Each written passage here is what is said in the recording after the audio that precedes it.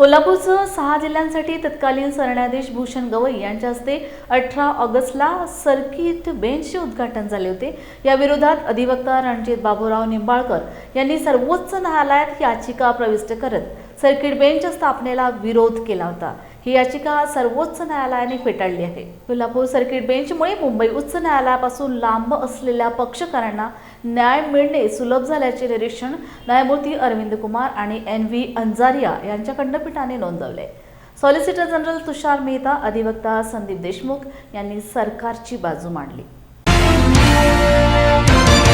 भारताचे माजी सरन्यायाधीश माननीय भूषण गवई साहेब यांच्या हस्ते कोल्हापूर येथे मुंबई उच्च न्यायालयाच्या सर्किट बेंचचे उद्घाटन 17 ऑगस्ट 2025 रोजी झाले आणि 18 ऑगस्ट 2025 पासून सर्किट बेंचचे कार्यक्रम काम इथं नियमितपणे कामकाज सुरू झालं। हे कामकाज सुरू झाल्यानंतर आतापर्यंत अतिशय चांगल्या पद्धतीनं कामकाज सुरू असून बहुतांशी गोरगरीब लोकांना न्याय मिळण्याचं काम वेगानं सुरू झालेलं आहे।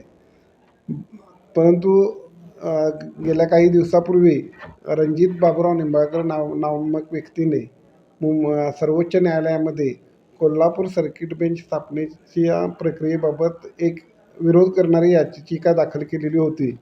आज या याचिकेचा निकाल झाला असून सदरची याचिका माननीय सर्वोच्च न्यायालयाने फेटाळलेली आहे।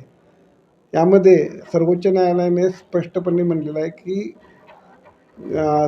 घटनात्मकदृष्ट्या प्रत्येक व्यक्तीला न्याय मिळण्याचा जो अधिकार आहे त्या न्याय मिळण्याच्या अधिकाराशी सुसंगत असा निर्णय खंडपीठ सर्किट बेंच स्थापन करताना झालेला असून सर्व प्रक्रिया योग्य रीतीने पार पडलेली असल्यामुळं जी काही याचिका दाखल केलेली होती ती याचिका नामंजूर करण्यात आलेली आहे।